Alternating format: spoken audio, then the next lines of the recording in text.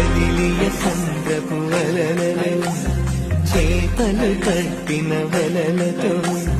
జీవన నావ పయనములో దేవుని పిలుపు గమ్యములో నిలిచిన ధీరుడు పేతురు యేసుని ప్రథమ శిష్యుడు పునీత